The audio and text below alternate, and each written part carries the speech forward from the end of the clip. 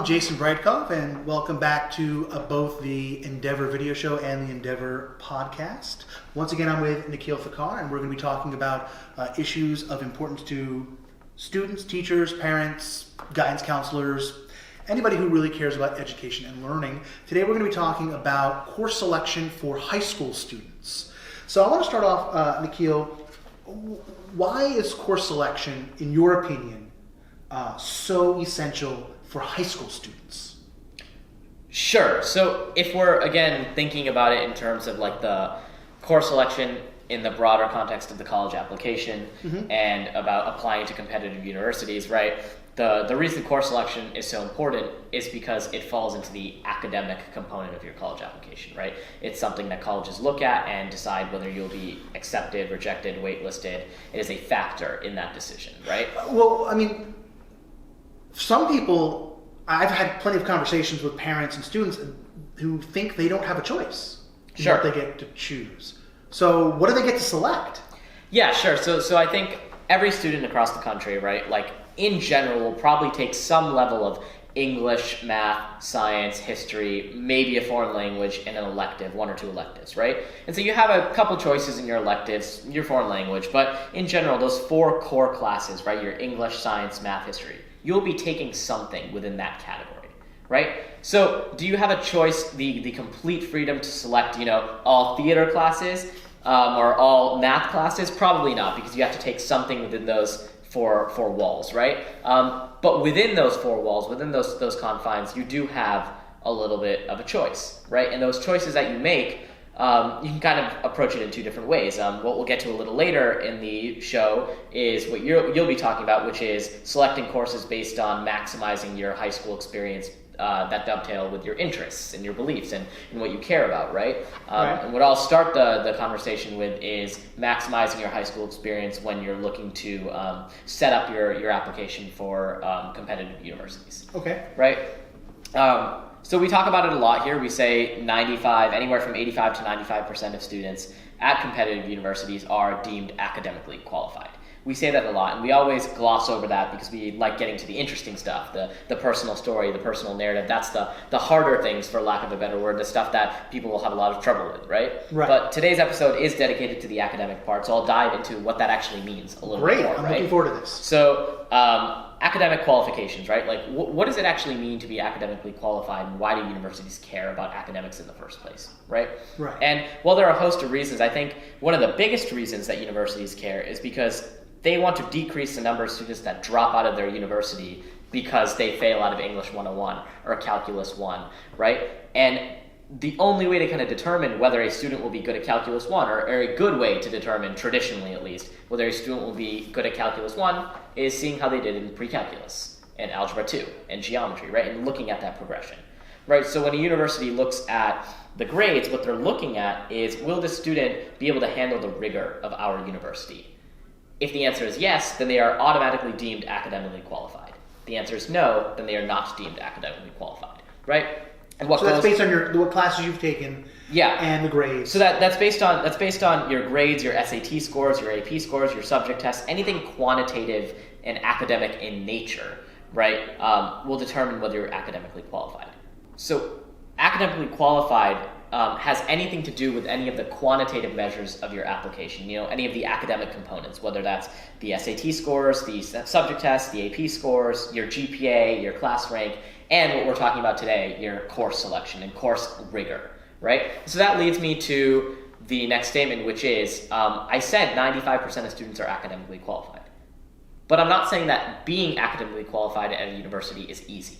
Right? It takes work. And as you've mentioned to me on numerous occasions, right, getting good grades in difficult classes isn't something that you just do.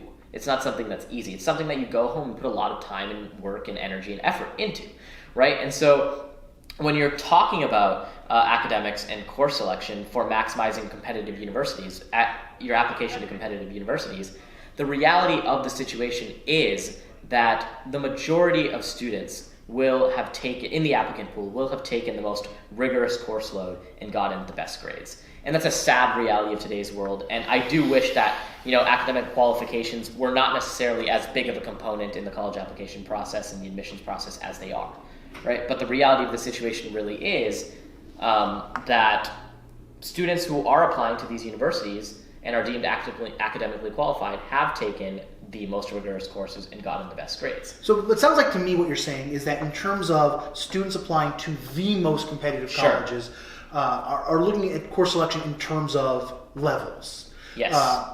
Not college prep, but honors. Maybe not honors, but AP. Sure. Is that what you're talking about? Yes, that's exactly what I'm talking about. So when it comes to levels, right, there's two ways to think about it. One, there's the AP class, honors class, CP class, or whatever your kind of high school goes with, right? Mm-hmm. But then there's also the other topic of, do I only take rigorous, and by rigorous I mean AP because we're talking about traditional metrics, do I only take those rigorous classes in the fields that I'm interested in? Right. So if my narrative, my story of the rest of the application is I'm a straight science person, do I only take AP biology, chemistry, and you know some of the other sciences that they have, like AP physics, or do I also have to take AP art? Right, okay. Like AP Studio Art. Like, what do I have to take? And the reality of the situation is, when you're just looking at competitive universities, there are far too many students who just take all the AP classes and do well in all the AP classes to the point where that's kind of what you're left with, and it's a sad reality. But I think this is kind of a perfect segue into what I actually want to talk about, right. I think, which is much more interesting, which is how to maximize your course load and your course selection based on your interests. Right. So let me. The reason why I think you're flipping it over to me is because I have a personal story to tell that I think really summarizes what we're talking about here. When I was in high school, when it came time to take APs, I made specific choices. Yep. So by the time I was a junior and senior, I was signed up for AP English.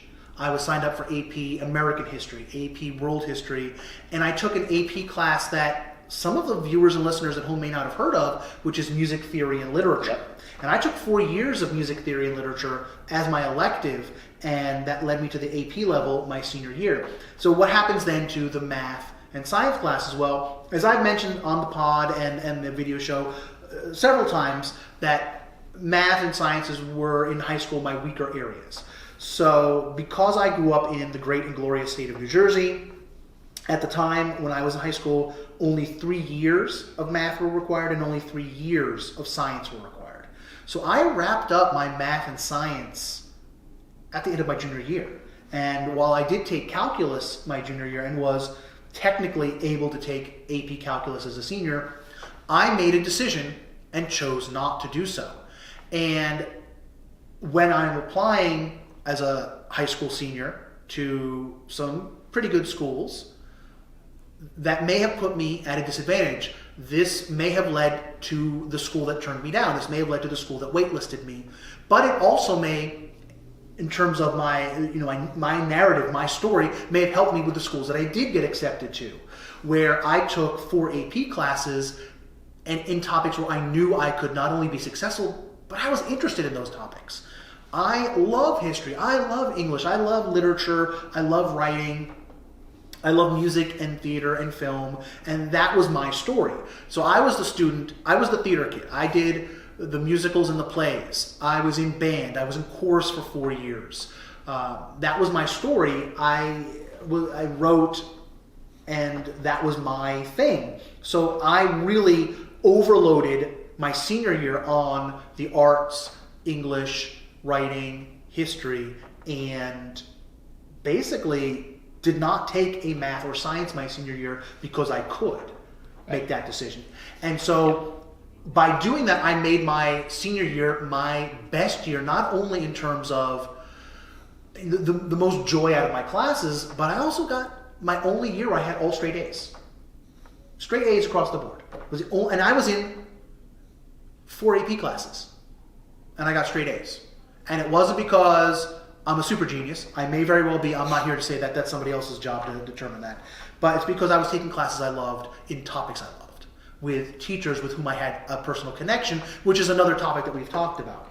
Right, and I think going off the story, I have a story I think that summarizes what we're talking about on both ends pretty well. I was talking to a parent earlier, And her student happens to, or her child happens to go to a school where they don't control which categories of classes that you have to take in your senior year. So you don't have to take 4 years of math or 4 years of science, right? But traditionally, as we know, colleges come out and say, if you don't have 4 years of science and math, 4 years of English, 4 years of history, we traditionally will look down on your application. They come out and say that, right? So this parent was kind of extremely worried and was asking me the question that, should her daughter take an AP math or even a math at all, right, if her entire personal narrative and personal story is about the humanities, specifically English, right? So at their school, this parent was telling me that this daughter her daughter has the option of taking 3 English classes, right? And they're different English classes, but 3 different English classes. And English is her thing. You know, she writes poetry at home. She loves researching different kind of like topics within this field of her interest, right? It's always been her narrative the entire time. And so her question was, would it look bad if I triple down on my narrative, right, by taking the 3 English classes and forgoing a math and science on my application my senior year, right? How would that look?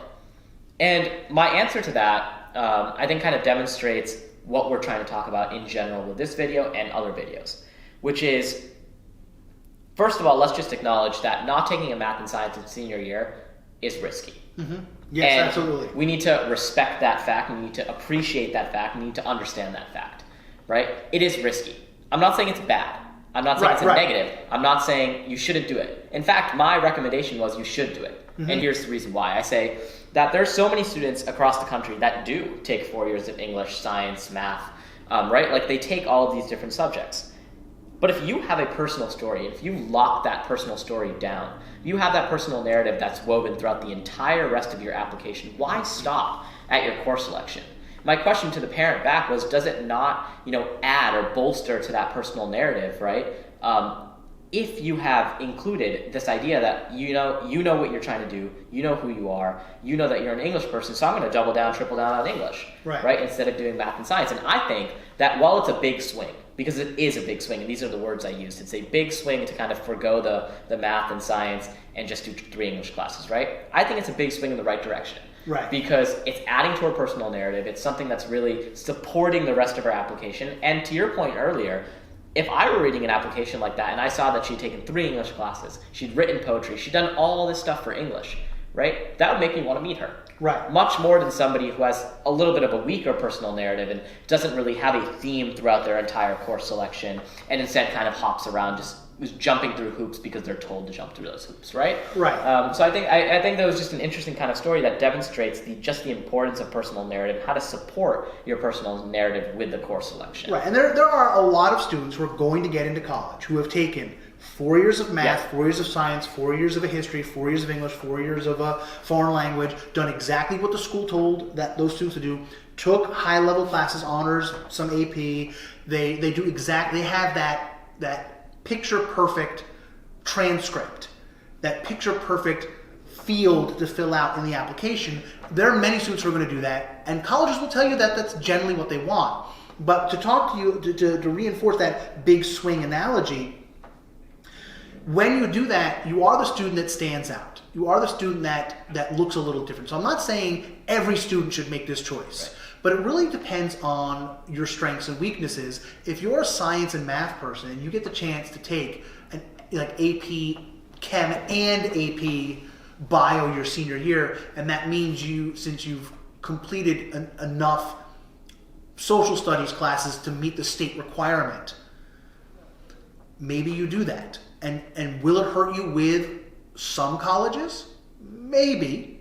Will it help you with other colleges who are more science and math oriented? Quite possibly. So I think you're making a strategic choice there. And again, we're not talking about gaming the system. We're talking about making a choice in terms of what helps tell your story better, and we're just talking about being aware of your choices. Right, and speaking of this girl again who decided to take those, or I'm not sure if she did decide, I hope she decided to take those 3 English classes, but speaking of that, she's going to have a lot more fun in her senior year because she's doing things that she is interested in, And to your point, you did the same thing in your senior year. You Yes. got the best grades of your entire high school career, and I'm sure you had the most fun in that year with your course load relative to the other years, right? And so, Absolutely. again, as Jason said, this isn't about gaming a system. This is actually just a strategy, or more of a reminder, I would say, to kind of stick to your personal narrative, stick to the things that interest you, because a good application, as we say, is a byproduct of doing things that you care about Right. and having that personal story. And when I talk about strategy, I talk about personal goal setting. That's what I mean. Not strategy as in a game, but strategy as in what do I want to achieve? Where would I like to go? What do I want for myself? Right. What will make me a happy, successful, productive adult in society? And so when you talk about goal setting and study skills, strategy is a word we use, but it's not in relation to games. It's more in relation to personal goal setting and achieving what will help you be your best self. Right. Awesome. Do you have anything else to add? I think that wraps it up nicely. I think we've really talked it out, and I think that hopefully that'll be some good information for folks at home. Yep. So, Awesome. If you have any questions or concerns or words of encouragement, words of criticism, as always, let us know in the description below. and if you're listening to the audio podcast, please feel free to leave a comment in whatever platform, Spotify, iTunes, Google Play, and leave us a rating, a like, and if you can, subscribe. It helps other people find us. Awesome. Thank you. Thank you so much.